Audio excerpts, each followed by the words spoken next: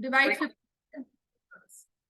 इसके 4 हिस्से कर रहे हो, ठीक है। 56 रुपीज तुम्हें 4 बंदों में डिस्ट्रीब्यूट करने हैं। उन सबके चारों हिस्सों का सम क्या होगा? तो आप लिखोगे a minus 3d, a minus d, a plus d, a plus 3d, इन सब का सम किसके इक्वल है? 56। तो 4a किसके इक्वल आ गया? 56। a किसके इक्वल आ गया?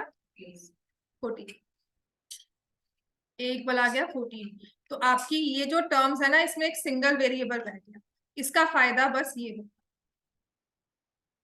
ठीक है। और उसके बाद उसने क्या कहा है?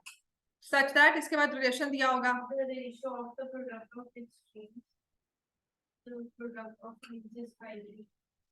तो 14 plus 3d into 14 minus 3d upon 14 plus d into 14 minus d। Ratio क्या है? 5/6। तो ये आगे रेशो, इससे फिर आपके पास सिंगल d में इक्वेशन बन रहा है। ये बन जाता है 196 minus 9d square, 196 minus d square. Cross multiply करोगे, बहुत इजीली आंसर सॉल्व हो जाएगा। ठीक हो गया? 3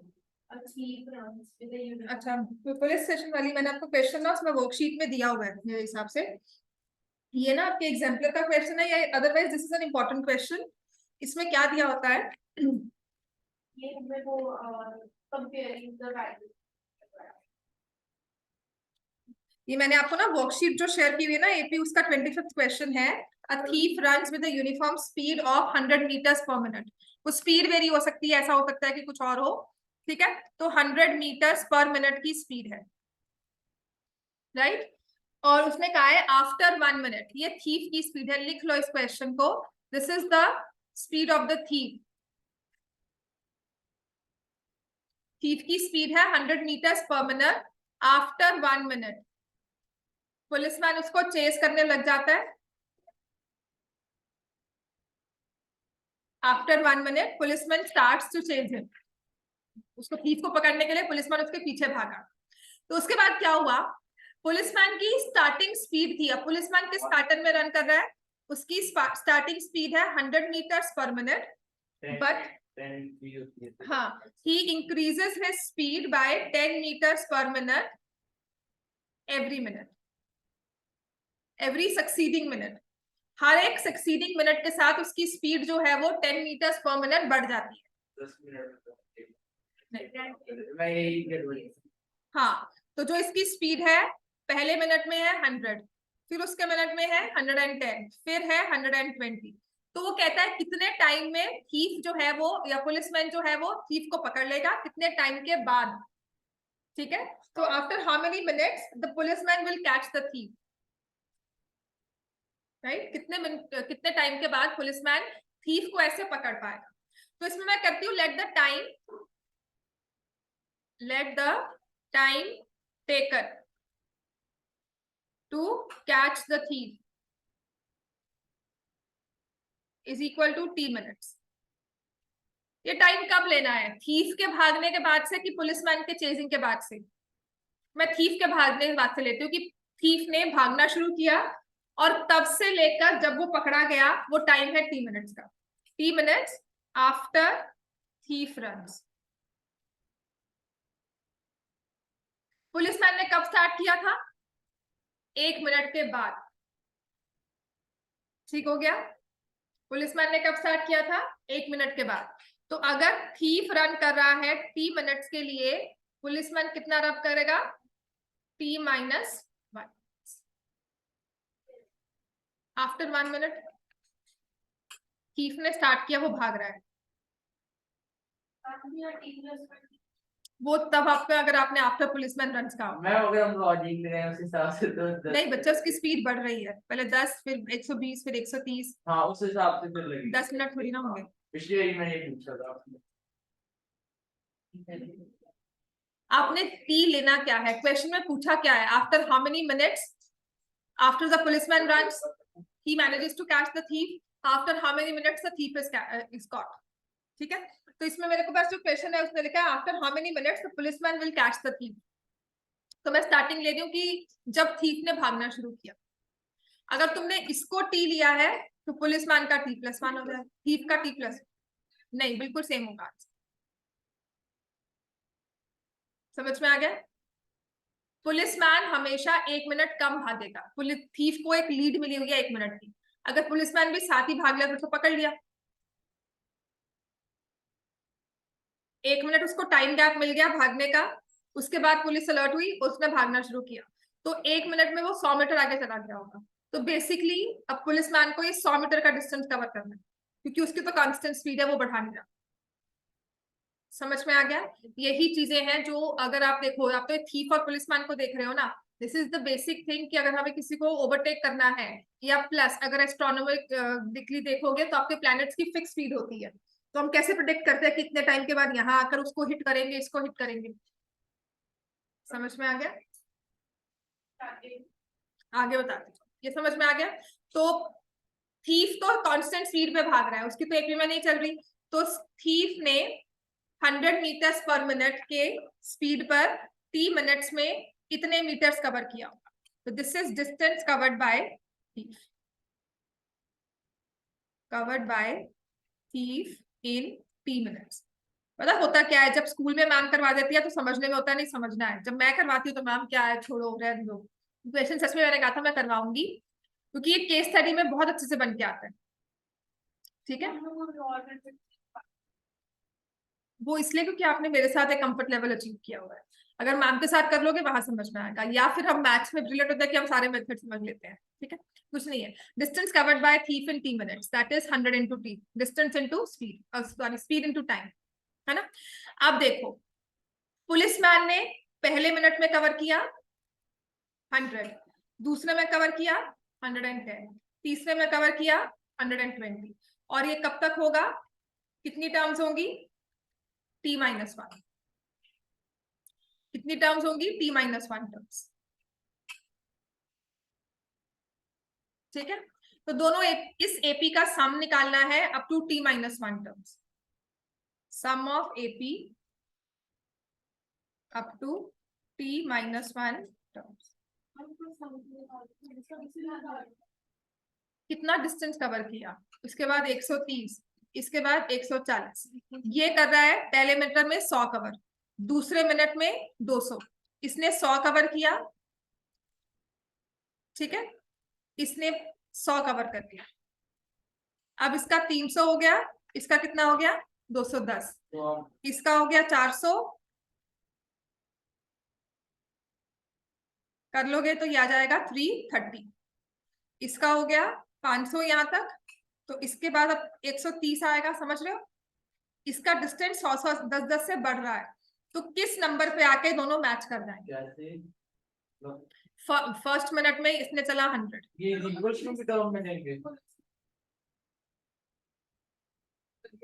वो एपी की फॉर्म बन रही है ना, जो पुलिसमैन डिस्टेंस कवर कर रहा है वो एपी की फॉर्म बन रही है, जिसके तो हमें सम निकालना पड़ेगा ना, क्योंकि कुछ मिनटों के बाद, तो इसने उन मिनटों में कितना डिस्टेंस कवर किया है। आपने कहा 10 मिनट के बाद चोर पकड़ा गया, 10 मिनट में सीधा सीधा सा है इसने 1000 मीटर पूरा किया, क्या इसने भी उन 10 मिनट में 1000 मीटर पूरा किया है? कितना पूरा किया 10 मिनट में, तो सम ऑफ एपी हो गई, फर्स्ट मिनट में 100, फिर 110, फिर 120, फिर 130, फिर 140, अब इसका सम निकालना है, तो I should get it in AP. समझ में आया? तो मेरे पास जो इक्वेशन बनती है वो है 100 into T is equal to T-1/2 n/2 2 into 100 plus T-1 into सम का फॉर्मूला लगा दिया, sum of n T-1 terms of AP. समझ में आ गया? मेरे को आपको सम वाला एक्सरसाइज समझ आया, मैंने कैसे बराबर किया, लेकिन ये वाला तरीके से आता है। सम कैसे बराबर किया मतलब आप प्लस कैसे करके माइनस कैसे कर रहे हो, जैसे आपने 100 लिया था ना। देख, फर्स्ट मिनट में T1 है, टाइम है, 1 मिनट हुआ। ठीक है, चोर आगे भागा 100 पुलिसमैन, ये थीफ का डिस्टेंस है, और ये पुलिसमैन, इसने फर्स्ट मिनट में कुछ भी कवर नहीं किया। सेकेंड मिनट में इसने 100 और आगे कवर कर लिया, अब इसका शुरू हुआ 100, इसने अब तक कितना कवर कर लिया है? 200। 200। इसका कितना है? अच्छा जब ये दोनों सेम आ जाएंगे इक्वल पे तब थर्ड में इसने फिर से 100 किया, अब इसने किया 110, तो ये कितना है? 210। 210 वो भी 300 अभी 90 का डिस्टेंस है, बेसिकली उसको वो 10-10 करके कवर अप करना है। हाँ ठीक है। समझ में आ गया। तो जब आप इसको सॉल्व करोगे तो ये आ जाएगा 100t is equal to t-1, 100 plus 2t plus 5t-10।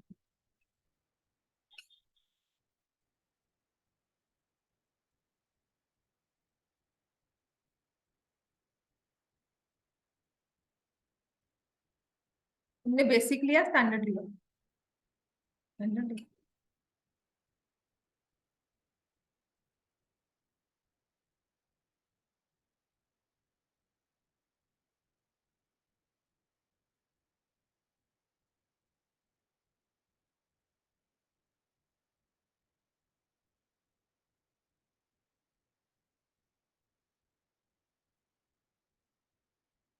तो t² minus 3t minus 80 equals to 0।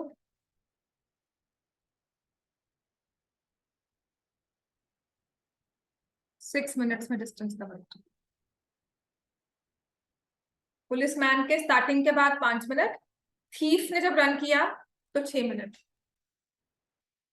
600 distance दोनों का कवर अप हो जाता है। 600 मतलब 600 पे आके वो कवर कर लेंगे, 600 आकर दोनों वो मीटअप कर लेंगे। इसका मतलब है, अगर मैं ब्रॉडली कहूं, जितना डिस्टेंस थीफ ने कवर किया है 6 मिनटों में, उतना डिस्टेंस पुलिसमैन ने कवर किया है 5 मिनट।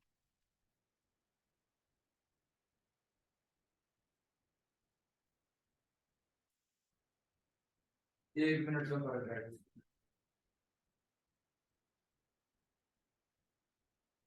200 प्लस 4 10 40 हो गए, आ गया 600 का डिस्टेंस।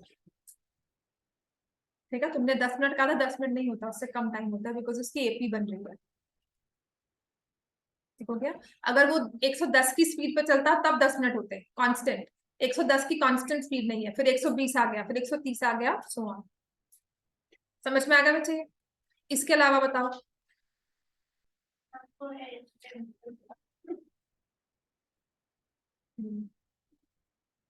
हाँ कर लो इसको।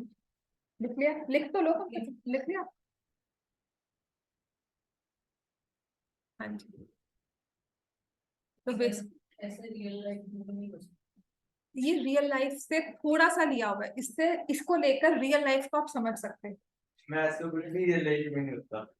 हम कैसे जो मुस्लिम केस है तो मैं पुलिस वाले की जो केस है तो पकड़ ही लेगा। 330 कांस्टेंट है कि नहीं है? वो 330 रख रहा है, फिर उसके बाद बढ़ा रहा है, फिर उसके बाद बढ़ा रहा है।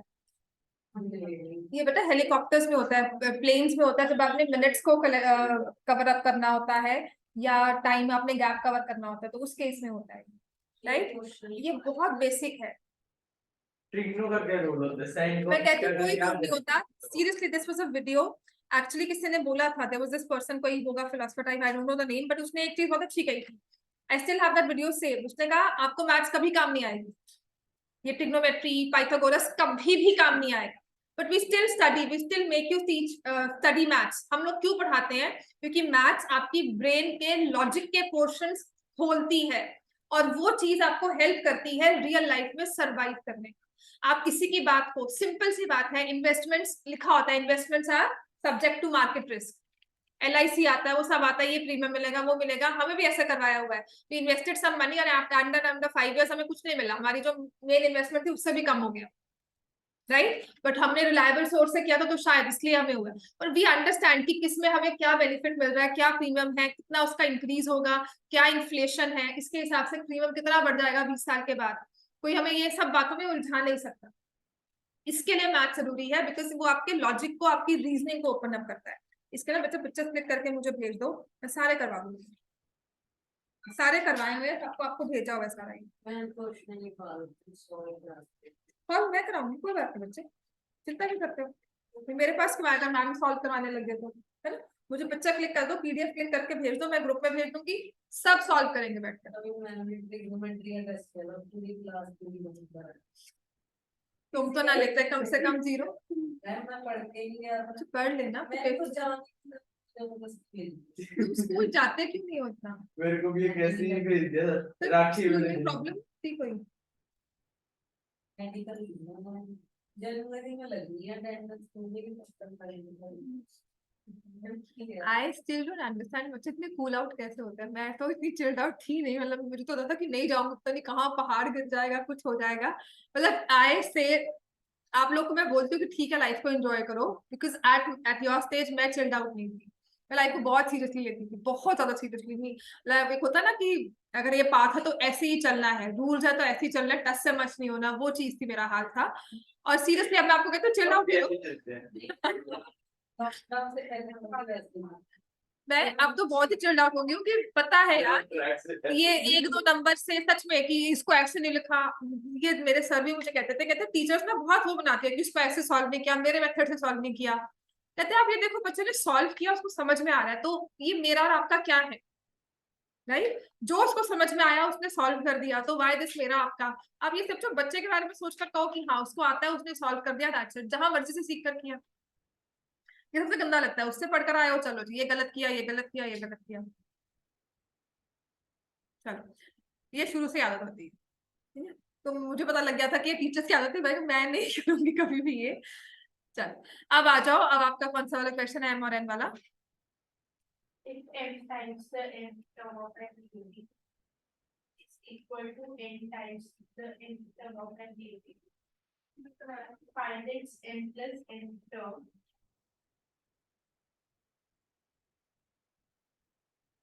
तो ये है इस तरह से,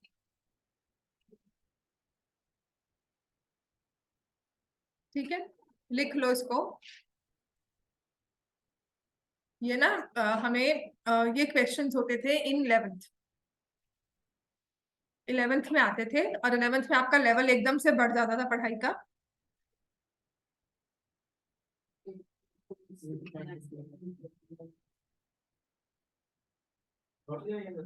ठीक है, विद मैथ्स ना दे विदाउट लेट तो अब मैं क्या करती हूँ, पूरी तरह दर्द ये AM minus AN plus D MN minus M minus D N, ये M था ना? हाँ, है M N विदाउट मैथ्स जो कॉमर्स होती है बिल्कुल मैथ्स नहीं होगी। मैथ्स होती है पर वो स्टैट्स बेस्ड होती है, इकोनॉमिक्स बेस्ड मैथ्स। फाइनेंशियल होगी, काफी कुछ सेम होता है, मेरे पास सिलेबस है। मुझे किसी ने भेजा था कि मैम क्लासेस ले लो, मैं नहीं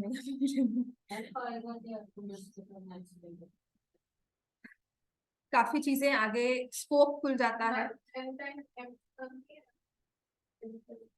nth टाइम m टर्म ये देखो, यार तो मैं कॉमर्स से जो मैथ्स में n times m times nth term, mth term है, चलो mth ले लो ये, क्योंकि ये भी क्वेश्चन है ना फिर। ये ऐसे आ जाएगा।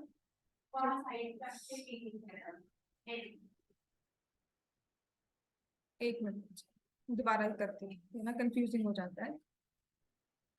m टाइम m टर्म और n टाइम्स nth टर्म, ये है ना? हाँ, फिर वो ऐसे हो जाएगा a plus m minus 1 d into m is equal to, बेटा ऊपर वाला छोड़ दो, नीचे की स्टेटमेंट देखो मैंने सही लिखी है, ये ठीक लिखी है? m times mth term n times nth term, अब तो ठीक है ना? हाँ। ये तभी कहा था ये स्टेटमेंट सम्स होते थे हमें APT, ये मैं ये m times mth term and n times nth term. एक तो अगर आपने बाहर कभी एडमिशन लेनी है तो वहां पे मैथ्स की वैल्यू होगी, मतलब दिल्ली बॉम्बे साइड अगर आपने एडमिशन लेनी है दूसरे कॉलेजेस में, आपकी फाइनेंशियल मैथ्स का डिफरेंस है, इसमें ना स्टैटिस्टिक्स होती है, कैलकुलस होता है, आपका बहुत कम होगा अगर आप कॉमर्स बेस्ड मैथ्स लेते हो। तो उसमें क्या होता है कि यू हैव मैथ्स बट जो आपको इकोनॉमी या सब ये सब प्रोडिक्शंस इन्वेस्टमेंट्स इन सब में बताता है। ये ABCD से छुटकारा मिल जाएगा विदाउट विद मैथ्स या विदाउट मिल जाएगा। काफी काफी। तो ये ए एम आर इक्वल, ठीक है, a m plus m square minus m into d, तो और भी आसान हो गया, a n plus n square minus n plus, ठीक है। अगर मैं आपके लेवल पे सोच रही हूँ ना कि मैं मैथ तब कैसे करती थी, मुझे समझ नहीं, मुझे कुछ याद नहीं है कि मैंने कैसे किया था, या जितना मुझे अब क्लैरिटी है कॉन्सेप्ट की उस टाइम नहीं थी, बट उस टाइम पे अगर मुझे क्वेश्चन देते थे मैं सॉल्व कर लेती थी, और मुझे क्यों सॉल्व कर लेती थी मुझे समझ नहीं आता। हाँ हाँ बिल्कुल। क्या आपका आपको मैथ अच्छा लगता था? अच्छा नहीं था, समझ में आता था। मैथ्स अच्छा होता है, हमें तो नहीं आता। हाँ आपको समझ में आएगा तो अच्छा लगेगा। जो सब्जेक्ट, कौन सा सब्जेक्ट फेवरेट है? कोई नहीं। पढ़ाई बेकार है। मुझे साइंस में टीचर अच्छा नहीं मिला, मतलब साइंस में ओवरऑल मैंने, तभी मैंने साइंस नहीं लिया, अदरवाइज तो साइंस में मैंने खुद कर ली थी अदरवाइज बिना। टीचर को धमकियां देती है कि मैं तुम्हें सस्पेंड कर दूंगी, स्कूल से ये कर दूंगी, वो प्लस वन में नहीं जाऊंगी। मेरे को साइंस में नफरत भी हो रही है। वही तो होता है, टीचर का काम ही होता है आपको इंस्पायर करना, पर आप लोग बच्चे ऐसे हो चुके हो आजकल। तो मैं अपने खुद एमबीबीएस पूरी नहीं करी, पीएचडी पूरी नहीं हुई, वो हमको भी डिमोटिवेट करते हैं कि हमसे हुआ तो उनका करो। ये मेडिकल तो दे तो दी। ये m माइनस एन अपने कॉमन ले लिया, डी बाहर होगा ना, इस टर्म को और इस टर्म को इकट्ठा करके ये चीज, हाँ ये समझना, ये प्रैक्टिस के साथ आता है, तभी तो मैंने कहा था। अब मैंने m minus n throughout common ले लिया, और आपकी स्टेज में देना नहीं चाहिए, देखो ये आया, क्योंकि आपने बहुत सी चीजें दी नहीं हुई हैं, आपने सच में बहुत सी चीजें नहीं की हैं, आपने साइक्लिक एक्सप्रेशंस नहीं किए हुए कॉमन लेने वाले। आई हैव दैट 2004 का बुक, उसमें साइक्लिक एक्सप्रेशंस है, हमारा पूरा चैप्टर होता है साइक्लिक। आपने रेशियोज नहीं की हुई, तो ये रेशियो जब तक नहीं करोगे कैसे समझ में आएगा? ये डिवीजन क्या, 0 plus m plus n minus 1 डी, फैक्टराइजेशन में साइक्लिक एक्सप्रेशन होते थे, और हमें लिखा था कि अगर सिग्मा पी क्यू आर है तो 4 टर्म्स लिखी हुई हैं, तो हम पी क्यू आर पी, इन चारों टर्म्स को फिर लेकर उनको फैक्टराइज करते थे साइक्लिक एक्सप्रेशन का। वो चीजें फिर कॉमन लेने में समझ आता था कि इसमें से कॉमन आ गया, क्योंकि कौन सी ले ली बुक हमने? कुछ नहीं है उस बुक में, सारे क्वेश्चन सच में कहती हूँ, इतनी सारी बुक सॉल्व की। 4 सालों की कलेक्शन है, सॉल्व कुछ नहीं किया, बस इकट्ठा करने का शौक है और कुछ नहीं है। आगे m माइनस एन कॉमन ले लिया थ्रू आउट, ये डिविजन हो गई, बस ये a plus m plus n, यही तो, हाँ डिवाइड हो गया ना, हाँ तो ये आपकी आ तो गई, this is what m plus nth term is 0, prove कर दिया। m प्लस nth टर्म क्या होती है? a प्लस ये t m प्लस n क्या होगा? यही होगा, बस ये इक्वल प्रूव हो गया। पता क्या होता है, डरो मत, एग्जाम आइडिया कोई मुश्किल नहीं है, कोई आसमान का कोई बुक सच में नहीं है, सभी बुक्स ने क्या किया हुआ है, तो एग्जाम आइडिया उठा लो, आपके लास्ट 10 ईयर के क्वेश्चन सारे होंगे उसमें, ठीक है, एग्जाम्पलर पूरा होगा, एनसीईआरटी के कुछ स्पेसिफिक क्वेश्चन होंगे, राइट। तो अगर हम ये 3 आराम से ही कर लें, हम तो अपनी 2 बुक्स एनसीईआरटी और एग्जाम्पलर ही सॉल्व कर ले, आपने सभी बुक्स का ना एटलीस्ट 70% सॉल्व कर, सभी बुक्स का, आपके एक्स्ट्रा बुक्स, एग्जाम आइडिया। अब तुम ये वाले क्वेश्चंस अगर 11th लेवल के 10th को एक्सपेक्ट करोगे तो ये तो अलग चीज है ना, बोर्ड्स में नहीं आएंगे, ये नहीं आना चाहिए बोर्ड में, इतना डिफिकल्ट लेवल का स्टैंडर्ड में, क्योंकि ये आपको प्रूव वाले नहीं आएंगे, उसमें लिखा हुआ है एपी के ये क्वेश्चंस नंबर बेस्ड क्वेश्चंस करवाएंगे, बुक में एक क्वेश्चन ऐसा नहीं है, बुक में एक क्वेश्चन ऐसा हो हम आपको, मैं आपको सारे करवा दूंगी, और ये अभी ये करने वाला नहीं है बच्चे, अभी तो आप नंबर्स में कंफर्टेबल हो, फिर दिसंबर में एक बार करवा दें जब सिलेबस हो जाता है, और आपका सिलेबस आराम से नवंबर मिड तक हो जाएगा, 15 नवंबर तक मैं गारंटी दे रही हूँ, छुट्टियां भी लेंगे तब भी हो जाएगा, क्योंकि कुछ नहीं रह गया पेपर्स पे, सिलेबस में सर्कल्स वो भी हो जाएगा आराम से, बहुत इजी क्वेश्चन है उसके, एक्स्ट्रास वगैरह सब। चलो ये हो गया बच्चे, अब आ जा रहा तुम्हारा एप्लीकेशन ऑफ ट्रिग्नोमेट्री, कौन से वाले क्वेश्चंस करवाने हैं आप? क्वेश्चन नंबर 8 चलो कौन से एक्सरसाइज? एक्सरसाइज। इसके अलावा आपके कोई डाउट्स है वो बता दो। नहीं फिर बुक की है एपी एप्लीकेशन ऑफ ट्रिग्नोमेट्री है आपको, हाँ सॉल्व कर लो। तुम्हें है हाँ, तो सबको ही है। सब क्यों बोल रहे थे मैम नहीं है? हाइट्स एंड डिस्टेंसेस है। हाँ वही हाइट्स एंड डिस्टेंसेस तो है। अरे पहले मैंने ना हाइट्स एंड डिस्टेंसेस चैप्टर लिखा था, मैं कंफ्यूज हो गया देख के। पता क्यों? हाइट्स एंड डिस्टेंसेस ही होता है। Applications of trigonometry is basically find. जब मैं स्टार्टिंग में लेवल देखा था ना तब मैंने नोट से देखा तो कुछ था ही नहीं। पर फिर नहीं समझ आती है। इसी का यही तो चीज है बच्चे, इसमें यही है। पता क्या है इसमें, फिर मैंने आपको कहा था कीवर्ड्स पे देखो। टावर है, टावर कैसा होगा? वहां पे खड़े हो, है ना, स्ट्रेट वर्टिकल, वहां पे खड़े हो, वहां से खड़े होकर ऊपर देख रहे हो नीचे, एलिवेशन है तो ऊपर देख रहे हो, डिप्रेशन है तो नीचे देख रहे हो, फुट को देख रहे हो, टॉप को देख रहे हो।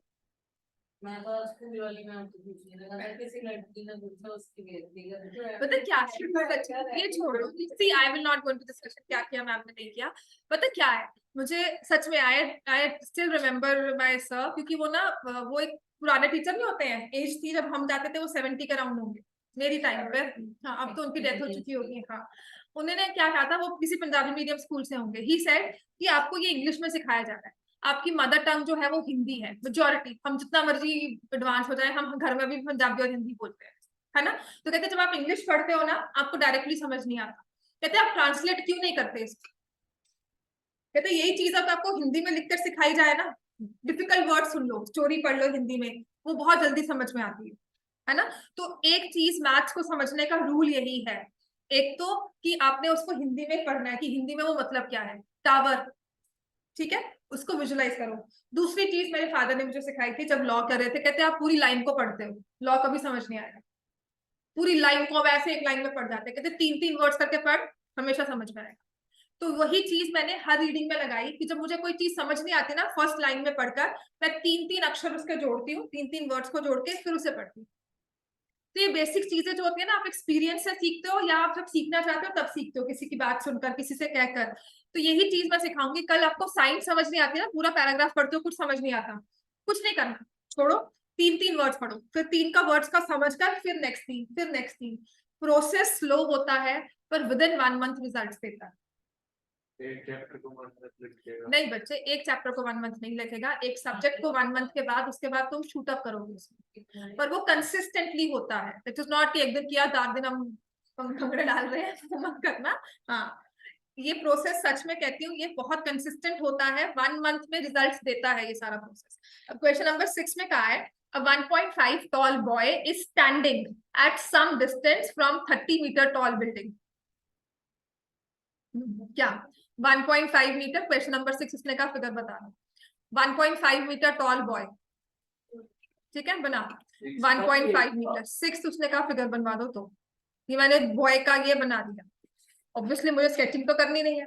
स्टैंडिंग एट सम डिस्टेंस, कुछ दूरी पर खड़ा है 30 मीटर टॉल बिल्डिंग से, कुछ ऐसे हो गया है ना। फिर उसने कहा है the angle of elevation from his eyes, मतलब 1.5 के टॉप उसकी आईज कहाँ से होंगी, 1.5 नीचे होंगी। कहाँ होती है हमारी आंखें, यहाँ पे होंगी ना। अब वो 1.5 मीटर का खड़ा है या 1.5 मीटर की हाइट पे खड़ा है, कि कुछ प्लेटफॉर्म है उसके ऊपर खड़ा हुआ है, उसकी आईज तो यही आएंगी, ठीक है। So the angle of elevation from his eyes to the top of the building increases from 30 to 60 as he walks towards the building। from 30 to 60 मुझे समझ नहीं आया, पर क्या आया, walks towards the building, तो वो जा रहा है ऐसे, और यहां पर खड़े होकर फिर वो देख रहा है।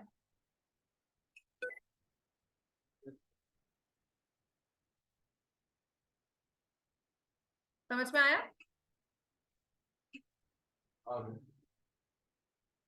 समझ में आया, ठीक है ना। और एंगल ऑफ एलिवेशन तो हमें हॉरिजॉन्टल बनानी होती है, ये 30 डिग्री छोटा है, ये 60 डिग्री बड़ा है, बायोलॉजिक। वो 60 नहीं हो सकता, ये 30 नहीं हो सकता। समझ में आ गया, अब हो जाएगा। अब ये क्योंकि हम ट्रिग्नोमेट्री कर रहे हैं, ये 1.5, ये हो जाएगा 28.5। समझ में आ गया। क्वेश्चन नंबर 8 करवाओ। 8 करना था कि करवाना है आपको, करना है, हो जाएगा ना अब ये सॉल्व। फिगर पर ही जोर देना, find the distance find the height of the tower, नहीं, find the distance he walk towards the building. ये हाइट्स एंड डिस्टेंसेस क्यों बोलते थे? या तो हर एक क्वेश्चन में टावर की हाइट निकालते हो, या कहते हो कितनी दूरी पर खड़ा है, कितना डिस्टेंस चला, टाइम टेकन, बस यही चीज निकालते हैं। That is why this chapter was heights and distances and still is. ठीक है, और मैं सच में कहती हूँ, I take pride in this fact कि मैंने 2000 में पढ़ाई की थी।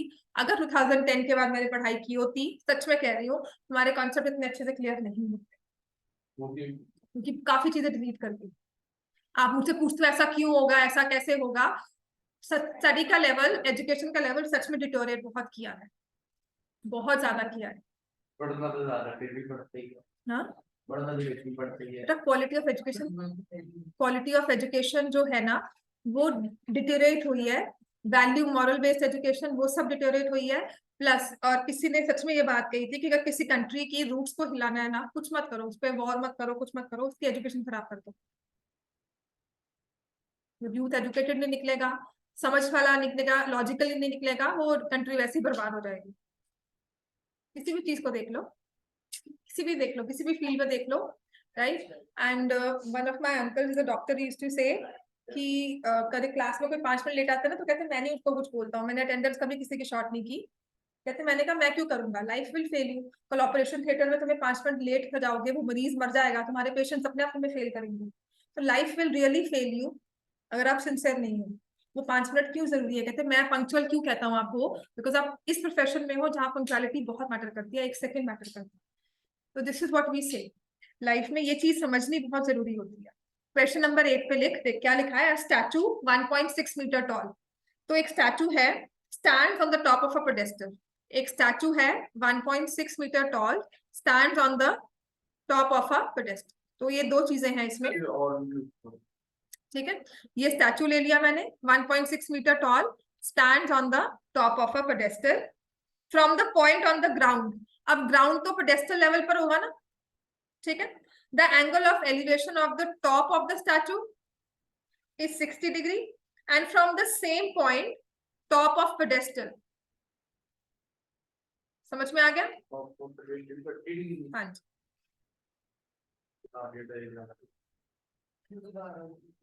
एक पेडेस्टल है, एक स्टैचू है, पेडेस्टल के ऊपर खड़ा है। पेडेस्टल होता है नीचे स्टैचू का थोड़ा सा बेस जो दिया होता है। नहीं, उसने कहा कि इसके ना from a point on the ground, कहीं ग्राउंड पे आप खड़े हो, यहां से आप टॉप ऑफ द स्टैचू देखते हो और आपने अपनी दूरबीन को, बाइनोकुलर्स को 60 डिग्री पे टिल्ट किया, ठीक है। और अब आपने कहा इसका टॉप, जैसे अगर मैं स्टैचू ऑफ यूनिटी की बात करूं, उसका एक पैर जो है वो बहुत बड़ा है ना, तो मैं आपको फोकस करके कहती हूँ सी द टॉप, एंड मैं फोकस करके कहती हूँ see the foot of the, उसका जो पैर है वो देखो। और सीरियसली वो एक प्रॉपर एक प्लेटफॉर्म पे खड़ा किया हुआ है। वो प्लेटफॉर्म की हाइट आपकी हाइट से ज्यादा है, 6 फीट हाइट नॉर्मल होती है ना, मतलब मैक्सिमम टू मैक्सिमम, उससे ज्यादा हाइट है पेडेस्टल की। समझ में आ गया मेरे हिसाब से, जो मुझे पिक्चर्स से ध्यान है, ठीक हो गया। तो जब आपने यहीं से खड़े होकर उसके पेडेस्टल के टॉप पर देखा, तो ये एंगल बना 30 डिग्री का। अब समझ में आया? ठीक है। तो उसके बाद कहा है find the height of the pedestal, नहीं 45 डिग्री, सॉरी मैंने क्वेश्चन नहीं पढ़ा, ठीक है, माय मिस्टेक। मैं ज्यादा इमोशनल हो जाती हूँ ना, तब गलतियां होती हैं। ये हमें हाइट निकालनी है of the pedestal. And one thing I have learned from experience, जिस चीज की हाइट निकालनी होती है ना, उसी को एक्स सपोज किया, या उसी को एक्स सपोज किया करो, आपका आंसर पता लगेगा, वो एक्स में आ जाएगा डायरेक्टली, ठीक है। तो 45 का एंगल है, मैं इसको A B C, and I suppose आप फिगर को एक्सप्लेन कर लोगे अच्छे से, ठीक है। तो ये एच आ गया, हाँ जी, ये एच आ गया, क्योंकि 45 का एंगल है ना। हाँ बेटा, हाँ जब आपने कैसे सॉल्व किया हर एक मेथड, फिर मैंने बड़ा वाला ट्रायंगल लिया, ठीक है, tan 60 ले लिया। यूजुअली एप्लीकेशंस में ना, यूजुअली इन क्वेश्चंस में tan की रेशो ही मैं बनाती हूँ, tan 30 tan 60, राइट। हालांकि जो पुराना वाला रूल है ना, जो ओल्ड 20 इयर्स तक का जो क्लासिकल रूल होगा, जो एक ट्रेडिशनल रूल होगा, वो कहता है जो चीज निकालनी होती है ना, जैसे h निकालना है तो h को लिखो ऊपर इन द न्यूमरेटर और दूसरी साइड को लिखो नीचे, और फिर देखो ये रेशियो कौन सी फॉर्म होती है। बहुत मुश्किल है, मुझे नहीं पसंद। 1 + 6 अपॉन h। प्लस x नहीं करेंगे, ये बेटा मैंने h लिया है ना, दोनों को ही h ले लिया। ये भी 45 भी तो h ही हुआ, tan 45, से x नहीं ले लेंगे b से दो, तो h = x आ जाएगा। इसको x ले लो, तो आप क्या लिखोगे, h/x इज tan 45।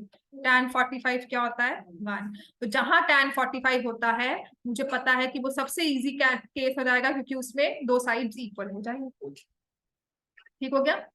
तो अब 1.6 + h। अब बता रहा क्या समझ में आया फिर इसको। हाँ, tan की रेशियो फॉर्म की बेटा, इसके हिसाब से 60 डिग्री के हिसाब से, यहाँ 60 पे बैठे हो, opposite side by adjacent side,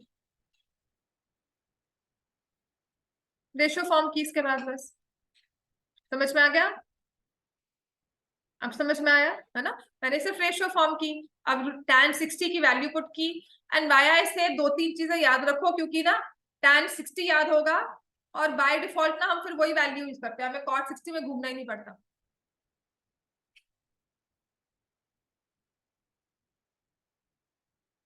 मुझे क्रॉस मल्टीप्लाई करके टर्म्स का एक स्टेप लिखना ज्यादा जरूर पसंद है, हालांकि ये सोचना कि नहीं cot 60 लिया है, √3 लूंगी, 1/√3 लूंगी, मैं नहीं सोचती इतना।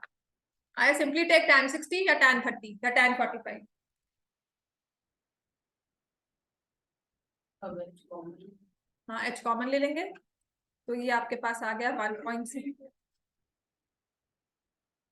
समझ में आ गया। फिर से आप रैशनलाइज करोगे तो ये आ जाएगा √8 √3 + 1। मैंने इन सब में ये कर देता है, जैसे √3h है -h है, मैं भूल जाता हूँ। ये बेटा ध्यान रखना है, प्रैक्टिस हो जाएगा। समझ में आ गया क्वेश्चन नंबर 8। क्वेश्चन 9 करवाओ।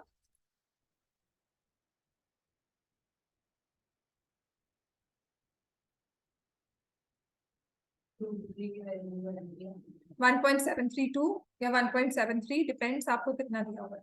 मैम ने कितने तक लेने को कहा है, 2 प्लेसेस तक। पता है दिया होता है, सीबीएसई तो ये कहता है, पर इनका स्कूल अलग कह रहा है, आईसीएसई कहता है कि उसके अलावा यदि ये आपको करना चाहिए, जो काफी होगा, अगर नहीं होगा तो क्या होगा। तो ये नहीं होता ना सीबीएसई का रूल। हमारे ऐसे कह, जैसे इतने यहाँ पे जैसे आपने छोड़ा ना, वहाँ पे मार्क्स देंगे कोई। पता है मुझे, सीबीएसई देता है, ये आईसीएसई का रूल है। मैम को बोला मैम हम सीबीएसई में पढ़ रहे हैं, आईसीएसई में पढ़ रहे हैं, ये आईसीएसई का रूल है, या तो या कुछ सॉल्व इट, √3 दिया हो चाहे ना दिया हो। नहीं जानते हैं कि क्या है ना, बात करने का कोई फायदा नहीं है, because they have their own fixed mindsets, बस और कुछ नहीं है। चलो, angle of elevation of the top of a building from the foot of a tower. Angle of elevation मतलब आप ऊपर देख रहे हो, कहां से, from the of the top of a building from the foot of a tower. तो एक टावर है यहाँ पर और एक बिल्डिंग है, अब कौन सी लंबी है कौन सी मुझे नहीं पता, लेकिन foot of the tower to top of the building angle of elevation कितना बना है, 30 डिग्री। तो आपने राइट साइड दिया वही बड़ा होगा फिर। जरूरी नहीं है। The angle of elevation of the top of the tower, of the top of the tower from the foot of the building is 60 degree.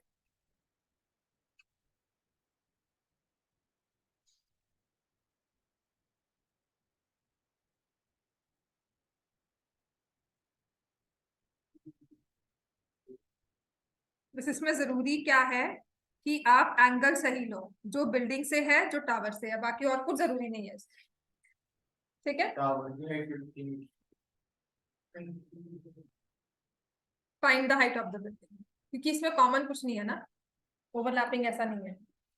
तो एक ट्राइंगल आपका बनेगा जिसमें आपको 50 वाली हाइट दी हुई है, तो ये आ जाएगा triangle ABD। 50/BD will be equal to tan 60। ठीक है, तो BD आपके पास आ गया 50/√3। या उसी से जज करता है tan 60 है या क्या है, मतलब ऑपोजिट साइड का। हाँ, 60 पर बैठे हो, AB/BD ले रहे हो। ठीक हो गया। अब मैं लूंगी ट्रायंगल BDC,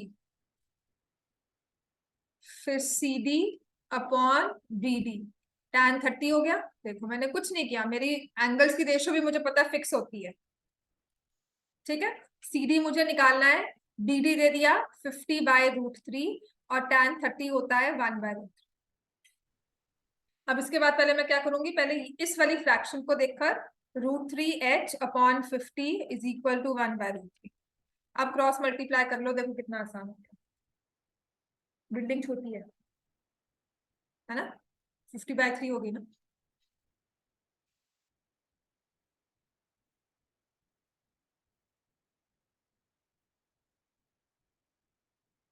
यहाँ खड़े होकर देख रहे हो तो आपको एंगल ज्यादा ऊंचा देखना पड़ रहा है, यहाँ खड़े होकर देख रहे हो तो एंगल कम ऊंचाई पर है, right. If I have to see my fan तो यहाँ पे ऐसे देखूंगी, अगर AC देखना है तो ऐसे।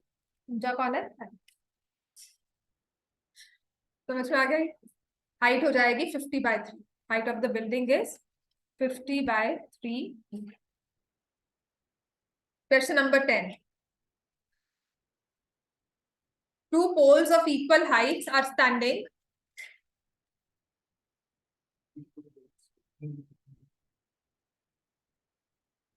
बस 10th क्वेश्चन करवाऊंगी फिर छुट्टी, ठीक है।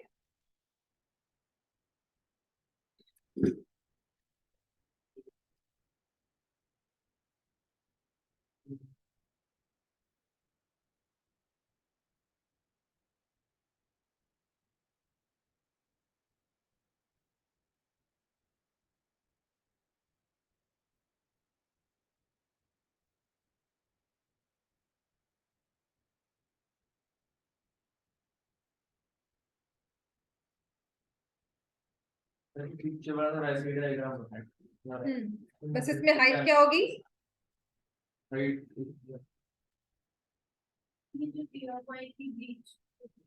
इक्वल हाइट से बीच में वो डिस्टेंस क्या, ले लेंगे ना। किसमें ऑलमोस्ट सेम है। हाँ, क्वेश्चन नंबर 10 की 10th में, two poles of equal heights are standing opposite to each other on the either side of the road, ठीक है, which is 80 meter wide from a point between them।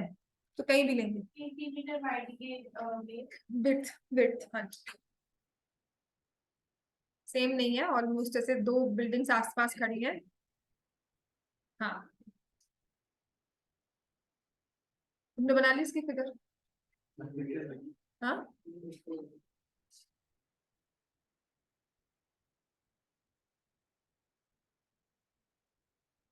two poles of equal heights are standing opposite each other on either side of the road, which is 80 meter wide. The road is 80 meter wide. From a point between them on the road, which is E, the angles of elevation of the two poles are 60 degree, 30 degree respectively. Find the heights of pole and the distance of point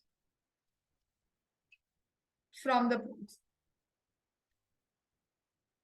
हमें ये कैसे पता था कि मतलब एक point पे मिलेंगे 80 मीटर पे। रोड पे तुम खड़े हो, दो, एक टावर यहाँ पर है, एक टावर यहाँ है, you are standing in between the road. तो तुम्हें वहां से खड़े होकर एक टावर दिखा रहे हैं, वहीं से खड़े होकर दूसरा टावर दिखा रहे हैं। बिटवीन द रोड मैंने बनाया था इसी डायग्राम में, लेकिन मेरे को नहीं बच्चे, इसको प्रैक्टिस के साथ ही आएगा, ये सबसे इजी चैप्टर हो जाता है सीरियसली, ट्रिग्नोमेट्री से इजी ये चैप्टर होगा। In triangle ABE h upon x is बहुत मुश्किल है। हाँ, टोटल रोड की लेंथ कितनी है, विड्थ 80 है, अगर ये डिस्टेंस x है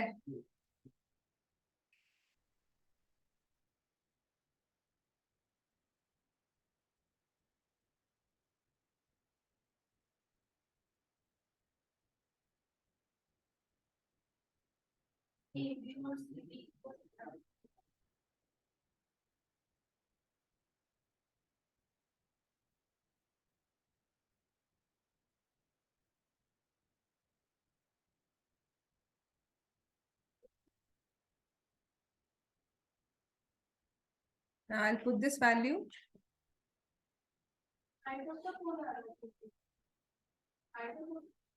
डिस्टेंस x की वैल्यू आएगी ना बेटा पहले तो, height of the cone 20. हाँ, तो ये 4x इज 80, x इज 20। तो एक पोल से 20 मीटर दूरी पे खड़े हैं, 30 डिग्री वाले पोल से 60 मीटर की दूरी पे खड़े हैं, ठीक है। और हाइट ऑफ द पोल क्या आ जाएगा, √3 इंटू 20 विच इज 20√3 मीटर्स। समझ में आ गया?